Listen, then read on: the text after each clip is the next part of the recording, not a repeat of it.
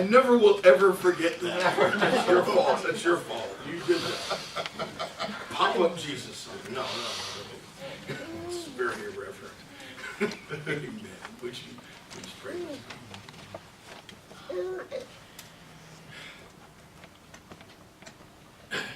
Encourage, enliven, and empower our spirits, O God, that we might every moment of every day be Easter people, your Easter people. Amen. Amen. A particularly interesting phrase is included here in the Matthew 28 passage that Stan just read a few moments ago. And the phrase here, it's right about the middle of the scriptural section, toward the end.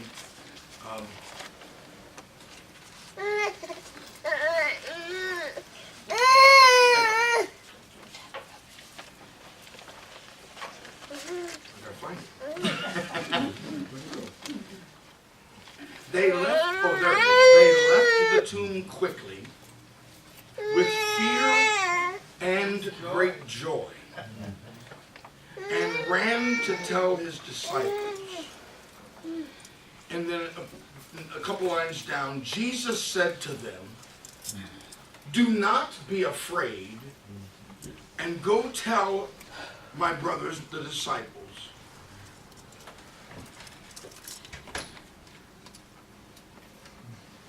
don't be afraid, but yet have great joy." I was really wrestling with that, because as I read the paper and I listen to the news and I contemplate the saber rattling that's happening with that president of North Korea, and how any time he might push a button and shoot a nuclear weapon in Los Angeles,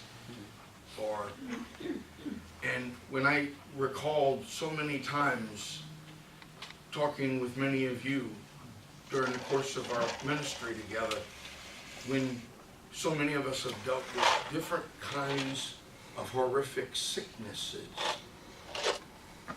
and getting the message from a doctor that you don't want to hear, a word that you'd rather not know, or somebody that's... I guess my point is that there are so many things in our world that are fear-inducing. So many things that are justifiable reasons for each one of us to cower and be afraid.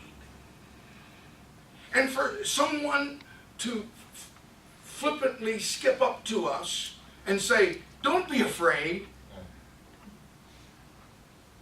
we wonder, how can I take that seriously? How can I have every reason to be afraid. What's going on in my life and in the lives of the people around me? But right here in this passage, the Matthew passage, twice that statement is made. The angel says it to the women that show up to the tomb. Don't be afraid. And then again, the risen Jesus says to the women, don't be afraid. If we're going to go down the laundry list, remember back when Jesus was being born, the angel said to the shepherds, don't be afraid. When Elizabeth and Zachariah were finding out that they were going to have a little boy and they were going to name him John, who's going to be John the Baptist, the angel said, don't be afraid. Okay, angels. All right, angels. All right. If indeed those words are going to be flowing out your mouth at us, maybe I can appreciate it when an angel says it. Because when an angel says, don't be afraid, they're messengers of God, right? They're proclaiming to us a word of hope with authority. And I snapped my hand. Authority. Yes! Authority. I'm telling you, God's got your back. Don't be afraid.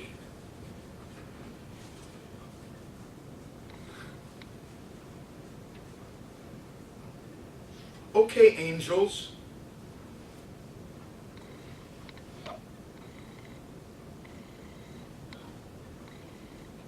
Can you find it in your heart and in your spirit, angels, to be the proclaimers of that authority on behalf of a God that has resurrected each of us so many times? Just asking.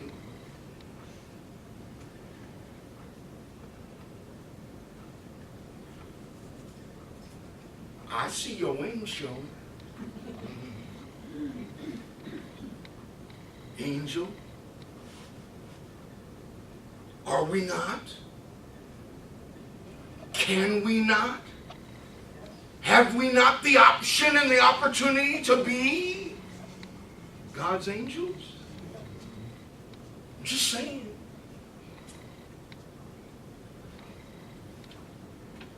In a world where so many people are overwhelmed and immobilized by fear. Right? Immobilized and bound in their fears. They need an angel to come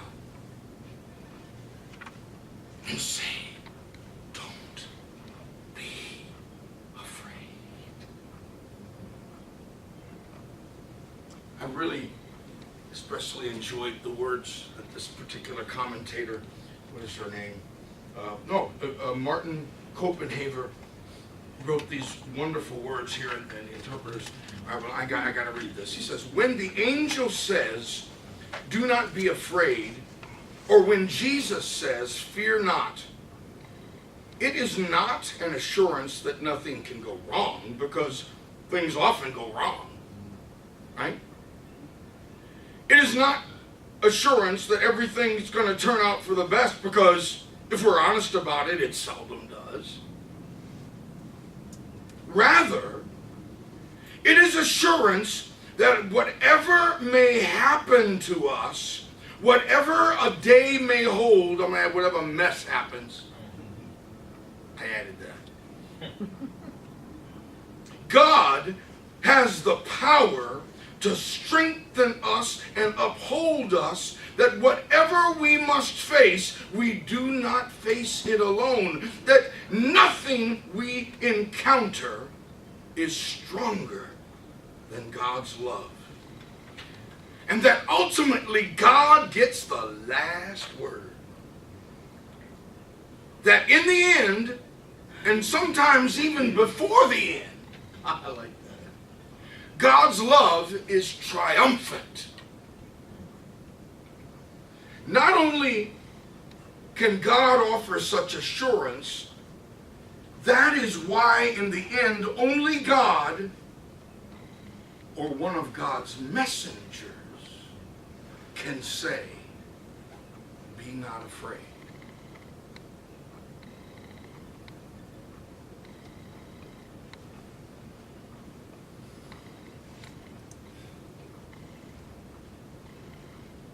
I don't want to diminish the reality that many of us may currently be in scenarios and situations that are fearful and immobilizing.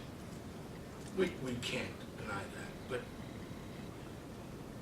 I want to just remind you that just as the angel said to the Marys, don't be afraid. The angel is saying to you and I, whatever death, in all of its wonderful creative forms it can take, may be facing you or engulfing you, He's alive. He is risen. The victory over the grave is won. That which would kill is overcome.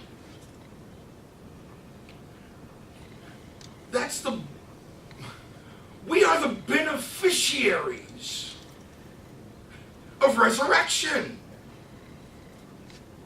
The beneficiaries. So that means not only can we go forth and be bold, we can help others. We can help that sister. I love that the context of the resurrection happened in such a time, historically and sociopolitically, when women were they were the lowest on the political and social totem pole of the time. And God, in God's infinite wisdom, said, I'm going to use some women folk to be my first evangelists. To tell the rest of the world with their socio-political priorities, shut up. I'm about resurrection of that which the world may deem as the lowest. I'm going to raise up. That which is the weakest, I'm going to make the strongest. And so, it's interesting that, okay, now if you and I saw an angel, wouldn't you freak out, kind of? And I can understand that the scripture says they ran. That's what it says. It says, angels showed up and the women ran. But they weren't running from the angel. They were running to the disciples. It says they ran with fear and great joy.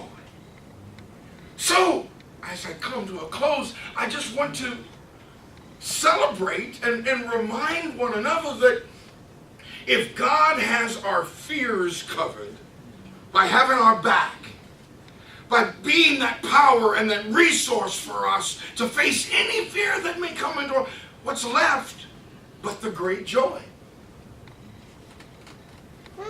We're giving fear and joy. God's got our fear covered, so that means I can go run to the disciples. The people in our world, the people with their heads hanging down, the people that are still engulfed in their fears. I can run to those disciples with joy. He's risen. You can be risen too. You don't look like you're convinced. Yes, you can.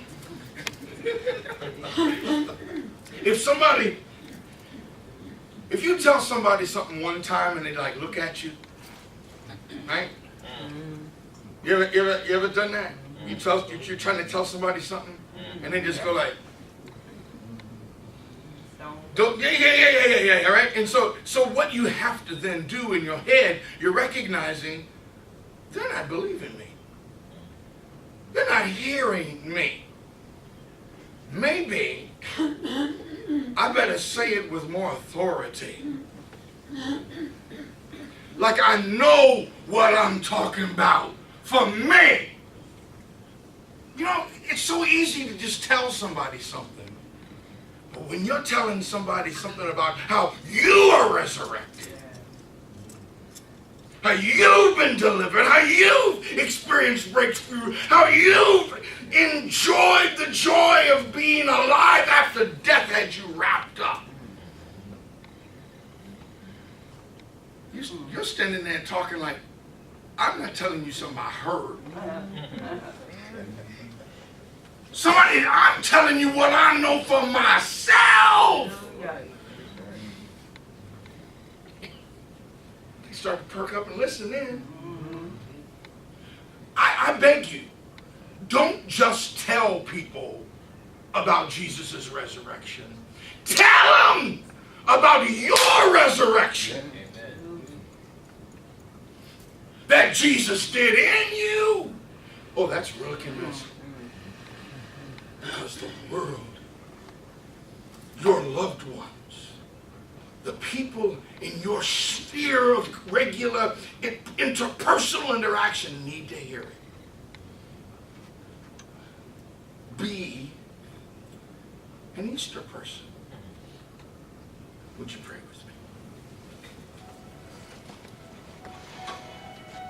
me? Empower us, O God, to speak and witness your resurrection with authority. Let us have a testimony of how you have raised us so many times and in so many ways, such that when we run, we are going to lift someone else's downturned head, broken spirit.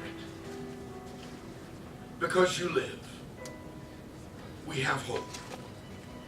Thank you for the example and the testimony of those first women witnesses of your resurrection. Thank you for what you do through us. Amen.